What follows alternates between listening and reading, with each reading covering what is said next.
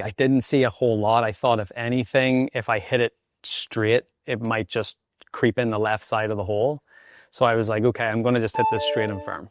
And if anything, it moved right and caught the right edge of the hole. Yeah. So I'm glad I give it enough speed to hold on. But I think to have the clarity of thought to think about not just the speed, but think about the, think about the line, think about the speed, but also like, well, I'm just going to take that variable out of it and hit a little harder and make sure that this ball isn't going to break out of the hole. That's all I was thinking about at the time. But then obviously, once you hold the putt, you start to think about, well, geez, I'm glad I hold that, because the narrative that had been building up since the US Open last year, not that it completely goes away, but it certainly quietens the noise around that a little bit.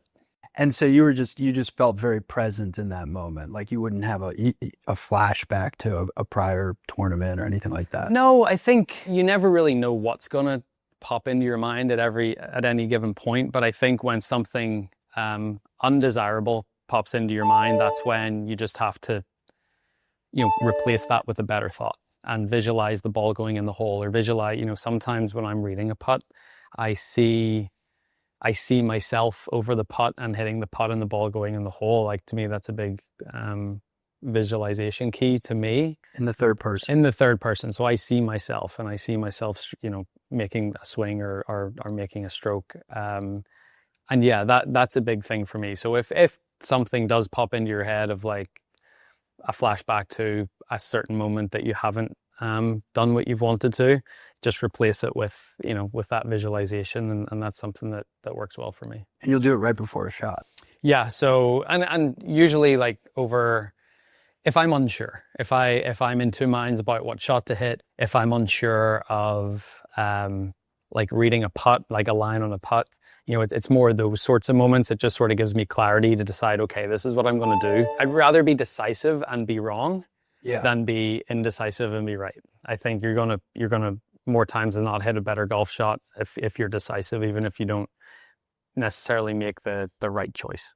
That reminds me of something you told me about putting, which is that you actually feel like 90% of putts, at least for you, almost happen before you ever hit the putt. Yeah, absolutely. I mean, I think the putter moves this much. There's not a ton that can go wrong in that amount of time. So to me, it's all about, the skill of hitting a putt is hitting it at the right speed and on the right line, and marrying those two things up. And that has a lot to do with the right side of the brain and creativity and getting into that sort of flow state. So to me, all of that stuff happens before you even hit the putt. That's where I talk about, 90% of a putt and the work that you're doing on it happens even before the ball is struck. And then if you're in a really good mindset or in a really good frame of mind before you hit it, it just makes it, your chances of holding that putt so much more. And so when you think back on a round, will you replay in your mind, like, did I have the right strategy going into a specific putt or a specific shot? I think all of my bad shots, or the shots that don't go the way I want them to, it's more so to do with the choices I make before I even pull the club back. So it's decision making, or a little bit of strategy,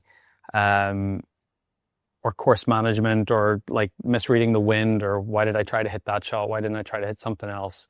And I don't know if that's to take blame away from myself in the physical sense and be like, well, I made a good swing, or I made, because most of the times when I don't do what I want to do, it's because of not being as committed as I should be before I hit that golf shot. If I'm fully committed over every shot that I hit in a round of golf, it'll usually end up being a good round. On the topic of visualization, I had an interesting interview with Alex Honnold, who famously scaled El Capitan without a rope, like, in the movie Free Solo. What I expected him to say about visualization is that he would just imagine all of the things going right. And in fact, he was someone who would visualize all of the things going wrong too. Like, he would picture all the different ways he could die. And he would picture in great detail, like, dying.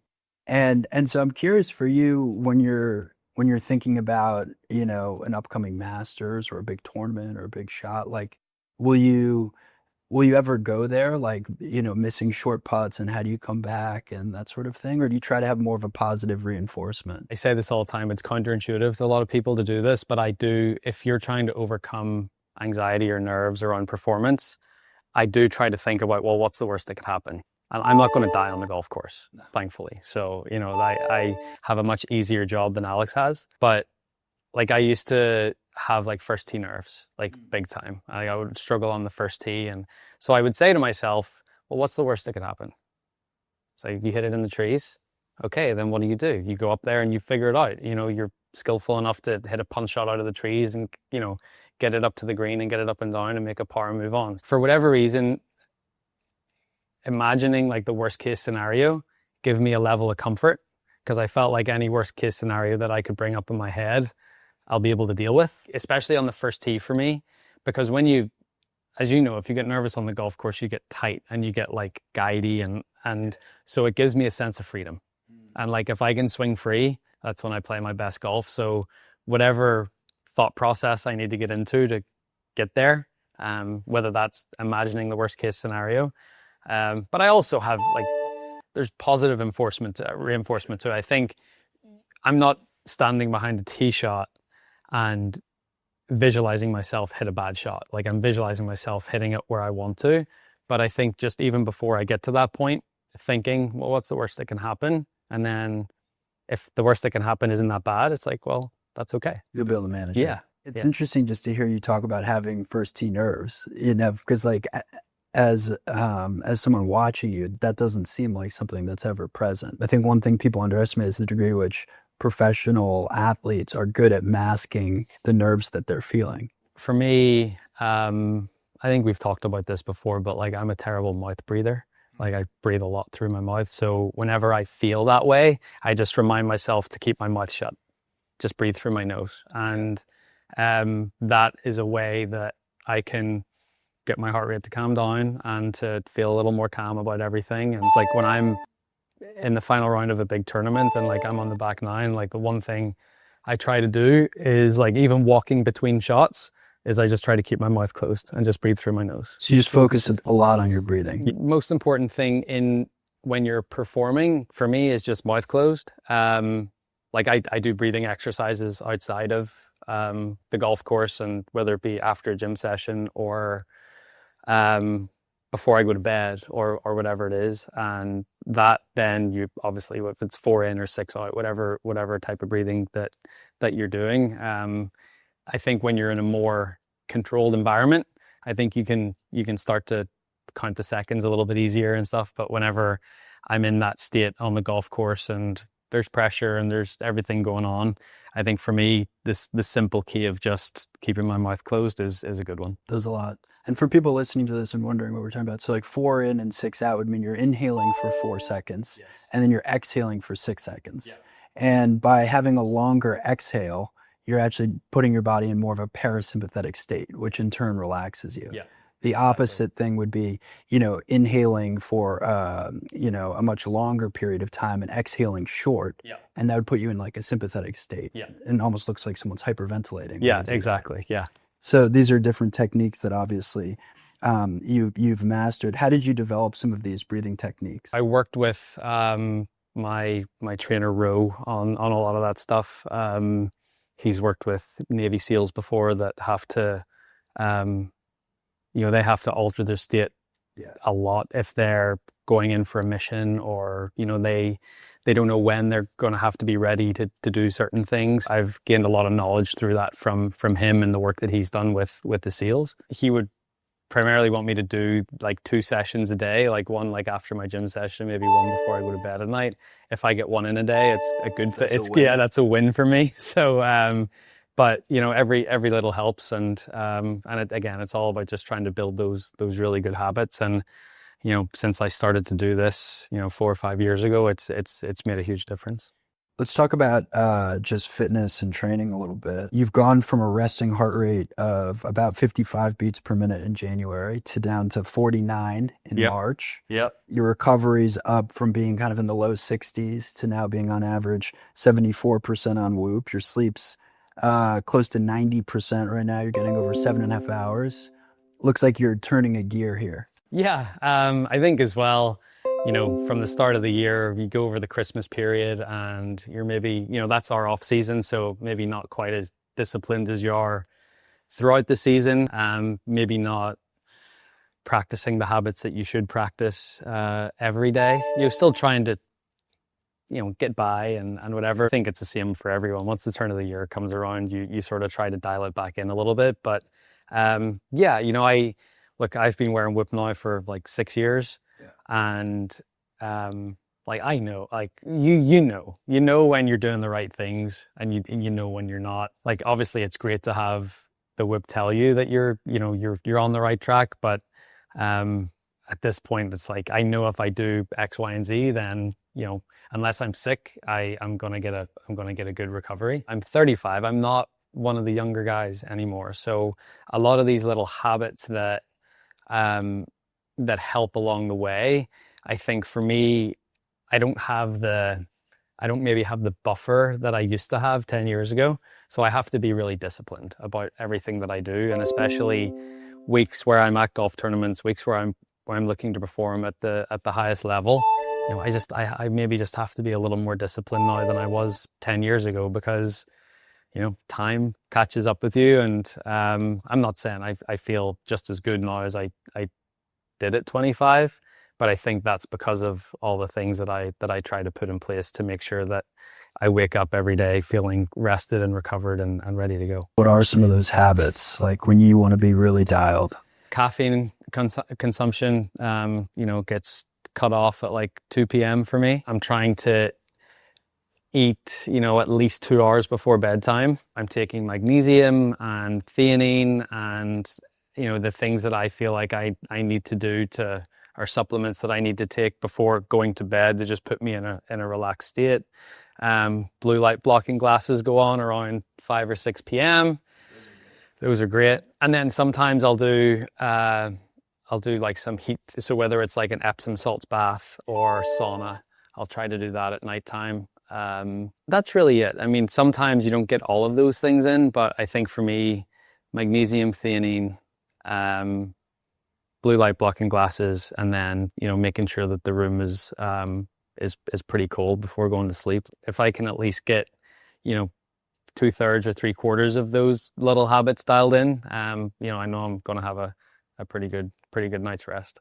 The week of a major or a big tournament, like what will you do from a fitness standpoint? So Monday through Wednesday, which are like our practice days, I try to get 2 really good sessions in. So I'll get a strength session and an explosive session. I'd say Monday is strength usually.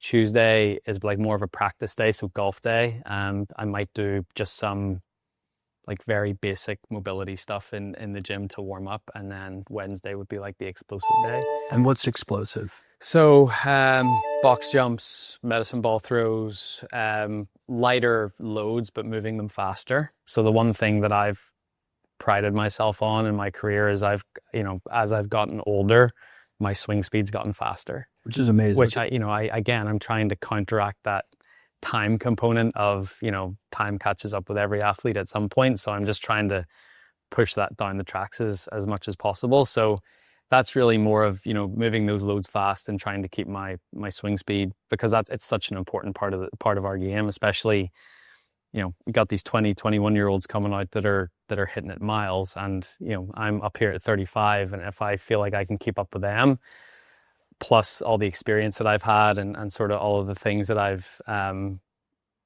been able to learn along the way, I feel like I've still got, if I can keep up with them off the tee, I feel like I've got an advantage in the other things. Do you feel like you're swinging faster, or like trying to swing faster, or does it feel like you're swinging the same speed as you did when you were younger, but it just is faster? Yeah, so I'm trying to, I'm not, it's not like I'm trying to swing out of my shoes. Yeah. I maybe do that once a week to try to, like shock the system. Shock the system, sort of have your nervous system get used to what that feels like. But yeah, so I'll swing normally, and my normal swing, 10 years ago was maybe 120 miles an hour. Yeah. And my normal swing now is like 125, 126. And if you're trying to really juice it? 130. Yeah. Yeah. So I can get it up there if I really want to. But But Does the ball speed proportionally get that much faster too? Yeah, so for every 1 mile an hour of club head speed, it's about 2.5 miles an hour of ball speed. It's a big difference. So your ball speed at 125 would be what versus 130? Ball speed at 125 is usually around like 185, 186, and then at 130 you're up at like 192, 193. How far can that make the ball go? If you get the right launch conditions, so like the speed is one thing, but then the spin and the launch angle are others. But if you like optimize your spin and your launch with a 192 mile an hour ball speed, you're looking the ball going 340 in the air, probably running out to 360. Wow. Yeah. So badass. Yeah. Okay, so let's go back to a week at a major in your fitness. So so Wednesday's explosive. Yeah, Wednesday's explosive, and then when I do my warm-ups, Thursday through Sunday, they'll probably go Thursday and Saturday will be strength. It'll just be like a mini version of what I did on Monday. I don't do anything different. I do the same loads. I just do less volume. So if I'm doing like Bulgarian split squats on Monday, I'll do the same thing on Thursday with the same load, but instead of doing 4 or 5 sets, I'll do 2 sets. So it's really just to wake the nervous system up and sort of get that effect. And will you do that even if you have like a 7 a.m. tee time? Yeah. So you'll just get up really early? Yeah, so I get to the golf course about 3 hours before. And if we do have a cold plunge there, I'll usually start the day with getting in there for, 3 or 4 minutes. Which is great. Which is awesome. And then about 2.5 hours before my tee time, I'll get in the gym and do my, like whatever exercises like I have to go through that day. Then it's usually some breakfast, and then, hit the range, putting green, whatever. And, that 3 hours actually can go pretty quick. That's like, I've got my routine so dialed in. It's like, if I don't get those 3 hours before my tee time, I feel rushed and I feel like I can't, I think as well, like a lot of athletes, they're so routine based, and like if they don't check the boxes, they don't feel ready. So I just want to feel like I check all the boxes before I go out to play. And after a round, any type of cool down or stretching? If I feel like I need to hit balls, I can go and hit some balls and whatever. And then sometimes. So for me, everyone's got their little like problem areas or areas they need to maybe put a bit more focus and attention on. So I'll either do some stuff with like I've got one of those so rights or so as things. So I sometimes can get, especially with a lot of the stuff I'm doing, my golf swing, that can get really tight. So I that's an area of focus but it's easy. I lie on that and, watch TV or whatever it is, but I know that I'm doing some good stuff. And then sometimes I'll get some physical therapy or like massage especially at like a place like Augusta where it's a pretty hilly walk and your legs can feel pretty heavy at the end of the day, just sort of getting your legs flushed out at the end of the day, or wearing Normatec boots or whatever it is, like that definitely helps as well. Do you ever find yourself watching highlights of your own round or even like the highlights of the tournament, or are you trying to just like move on? Sometimes I do, but I think that's more because of ill discipline rather than I'd rather not. It's better not to. It's way better not to, because I'd much remember my round through my own eyes than through watching on TV. It was a hard lesson. So when I won the US Open in 2011, like it was my first major, and like I was so excited, and the next week I was off and I watched all of it back. But because of that, this is 14 years on from that, all I can remember from that week on the golf course is the visual of the TV and not actually of what I experienced through my own eyes. Oh, that's interesting. Like it changed your memory. Yeah, it did. Which is really, so I learned a hard lesson from then, where it's like I really shouldn't watch myself play on TV or watch highlights, because it just blurs my memory of what I actually felt and seen that day through my own eyes. So it sounds like then a bunch of the tournaments you've won, or maybe all of them, you haven't actually watched yourself win it. Yeah. Which is fascinating in a way. Yeah. When I retire at some point, I'll have a chance to do it. But I think right now, if I want to get the absolute best out of myself, I'd much rather remember all of those moments through my own eyes instead of, watching on TV or hearing the commentary or whatever it is. It reminds me of something Lorne Michaels said. Lorne Michaels, the creator of SNL, which has now been on for like 50 years. And he was talking about how he doesn't like to read books or documentaries on SNL at all because he finds that it starts to change his own memory of what actually happened. Yeah. It's sort of Yeah. it's just a fascinating concept, but remind me of it. Let's talk a little bit about longevity. You know, for Whoop, for the first year in the company's history, we updated our mission. And so our mission today is to unlock human performance and health span. Health span, of course, speaks to this idea that you don't want to just try to live more years. You want those years to be super high quality. Yep. And so we're releasing a lot of functionality and technology over the coming year that's really geared towards helping people understand not just how they can perform better, but also perform better for longer and live longer. Is that a word that's sort of ringing in the back of your mind? You know, 35 years old, longevity, do you think about it? Absolutely. Golf, and especially professional golf, is skewing younger. So I was once the young kid out there and you know, doing my thing, and now there's rarely a group that I play in where I'm not the oldest person in that group.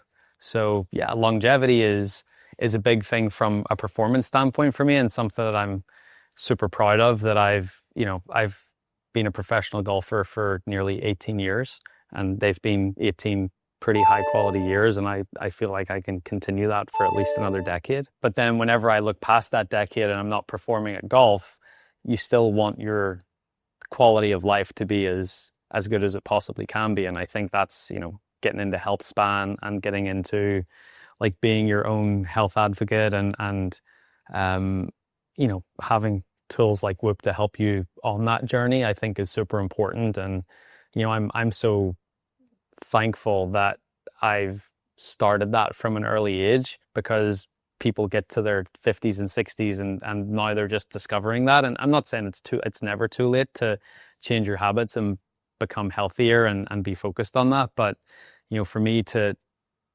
sort of figure that out at a pretty young age, and just with the advancements in knowledge and medicine and technology and everything that's going to be coming down the line, you know, it's going to be a pretty cool time to be alive and see how far that we can push it. It's been fascinating for me just to see like longevity and health in the pop culture. I feel like in the last few years has really started to rise and rise. Yeah. And there's more books coming out, and whether it's Andrew Huberman or Peter Attia or some of these popular Absolutely. podcasters now really talking about it. And it certainly seems like, you know, a conversation that you hear, especially around golf courses even, you know, guys who are 50 years old, 60 years old who want to now live longer. Yeah, absolutely. I mean, I think golf is such a great game because you can play for so long. My dad's not quite at that point yet, but like there's going to get a point here in the next 5 to 10 years where my dad is going to start to try to shoot his age or better. Like that's such a cool thing in golf, to be able to break your age.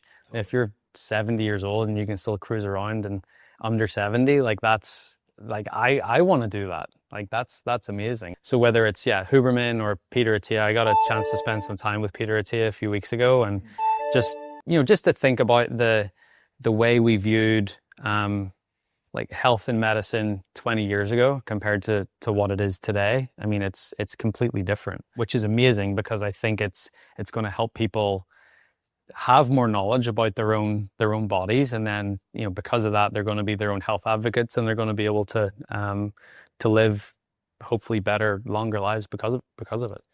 Yeah, and it's a lot of what we're trying to do with Whoop, where if you think about the fact that today, you know, the richest person in the world and someone maybe who makes 50K a year, they probably have the same smartphone. Yeah. You know, and so there's been a certain accessibility in that lane, which you could call computing, that's been democratized to everyone. Yeah.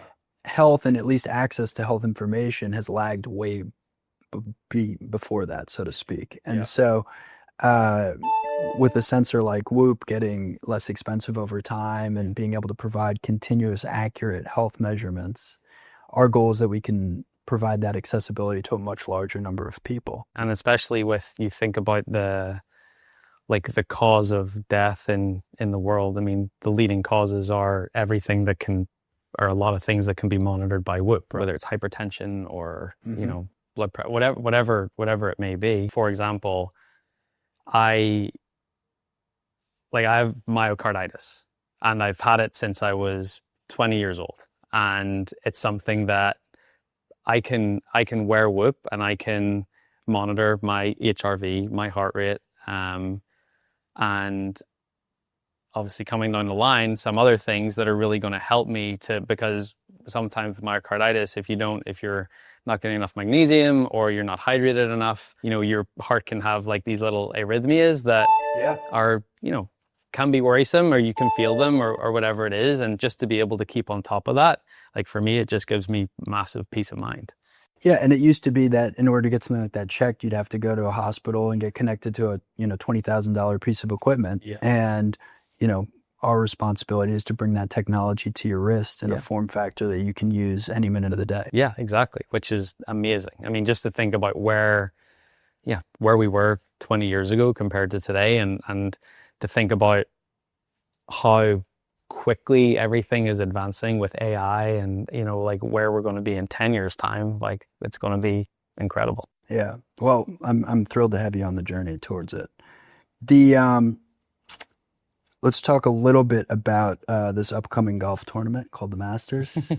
Here's a list of people you probably hear often: Gene Sarazen, Ben Hogan, Gary Player, Jack Nicklaus, and Tiger Woods. Yes. What's that group got in common? They have all won what is called the Career Grand Slam. They have won all 4 majors. You are right on the cusp. You just got to win the Masters. Yep. And sounds easy. Yeah. And here's the good news. This was an interesting stat I got pulled. Most top 10s at the Masters in the last 10 years.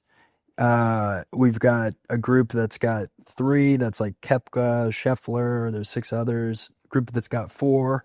Rose, Reed, Schauffele.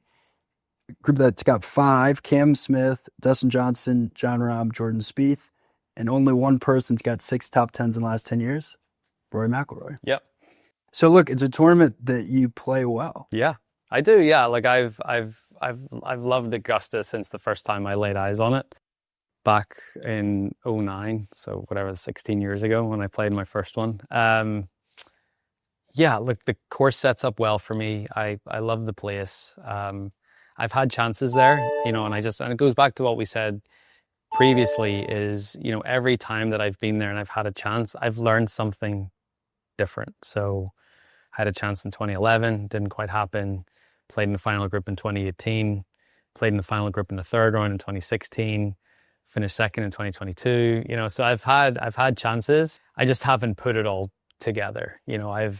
I've played, I think the thing with Augusta for me is I've played like a really good 63 holes a lot of times, and it's just putting together that extra 9 holes of good stuff. And whether that be at the final round, or whether that's like a bad 9 holes on the second day, or whatever it is, it's trying to put all the pieces of the puzzle together in that 1 week. But I feel like I'm getting closer to doing it. So and it's an amazing opportunity to join that list that you mentioned there with Tiger and Jack and Gary and Gene Sires and Ben Hogan. I mean, just like these mythical figures in the game of golf, and if I were able to join them, that would be absolutely incredible. And I feel like this year I've got just as good of a chance as I've had any of the other years. So I'm excited for it. Do you feel like there's an element with the majors where it's almost like all the pro golfers put almost more pressure on themselves because there's like these 4 tournaments, and the media talks a lot about the importance of winning those 4 tournaments. And then even to some degree, now the fans feel that way because of the fracturing with the PGA Tour and LIV. Yep. So it's like the first time we see you all together. Yeah. No, like it is. It keeps ratcheting up. Like everything that's happened in golf in these last like 3 or 4 years, it's benefited the majors and sort of that narrative around the majors a lot, because yeah, it is the only place where you're going to see all the best players play together. So the only place that you're going to see me play with Bryson or Brooks or Jon Rahm or Cam Smith or these guys is these 4 weeks a year. Yeah, look, there is that narrative. Like the major championships for golf are like our playoffs. That's where we get a bump in interest and in ratings and all that stuff like that. These are our playoff games, so to speak. If you're comparing it to baseball or basketball or football. So yeah, there is more attention on them and there is more scrutiny. But we get 4 a year. That's still pretty good. I mean, you think about some of these Olympic athletes that have to wait 4 years for their one chance. It's crazy. Like that to me, you know, we get 4 opportunities a year. So that's the really nice thing about golf. I talked to Justin Thomas yesterday, and he was saying with the Masters, he feels like less is more. Like you get there and like you want to get there a couple days early almost, or like you want to do more practice rounds or more hitting, and like obviously like unbelievable facility. Is there a truth to that? There is, yeah. There is, you know, I think people prepare differently for Augusta than they prepare for any other week of the year. Yeah. And it's like, well, you know, for the 51 other weeks of the year, you do it this way. Why for this week are you doing it another way? Right. And I've fallen into that trap a few times as well, where, you know, yeah, if you go up and you just prepare like you prepare any other week, sometimes I feel like guys give the place a little too much respect. Right. You know, it's like, well, I have to prepare for all different scenarios, and I got to hit 5 chips from over here, and I got to hit 10 putts from this position on this green. It's like we're only going to play this place 4 times, and like the chance that we're going to hit it in all these places is very, very slim. Right. So, and we're the best players in the world. We're going to figure it out. Yeah. So less is you got to prepare and you got to do the right stuff, but you also, it's a very draining week because of everything that you said, the attention, you know, you've got the media. It's a pretty hilly golf course anyway. You've got the par 3 tournament on Wednesday. You've got, you know, it's just a lot of stuff. So if you can do just enough and make sure that you conserve a lot of your energy so that you put all of that into the 4 days, you know, that's the biggest thing. Do you have a favorite stretch of holes there? Once you get past 12, I feel like you have a chance. Like it's like 13's birdieable. You had a good drive in 14. 14's birdieable. 15's another par 5. 16's got the par 3, and you can hit it. You know, so yeah. Like it's a really exciting stretch of holes. Powerful stretch. And you can make some birdies there. But you can also, you know, you can get into trouble as well. You've got the creek on 13. You've got the pond at the front of 15. You know, it's still, there's always sort of danger lurking. But I think from an excitement standpoint, like if you're having like an average day, but you're like hanging on and you get through the 12th, like you still feel you can shoot a good score because you've got those holes coming up. Which is cool too. Yeah. There's also something really fascinating about the wind there, yeah, which is hard to appreciate until you've played there. But like especially around 12, 13, you can see trees going in different directions. You can see flags blowing in different directions. Yeah. I mean, so I played a practice round, in 2009, so my first Masters with Tom Watson. And Tom, you know, one of the greatest players to ever live. And what he told me was, wherever the wind is supposed to be on the 12th tee, as soon as you feel it there, hit it. Like that was sort of his, like you want to feel the wind where it's supposed to be. And once it's there, you know, then you go. But yeah, I've been on the 12th tee before, and the flag on the 11th green is blowing into the wind. And then the flag on the 12th green is blowing straight downwind, and you're just like, what am I supposed to do? And you've got water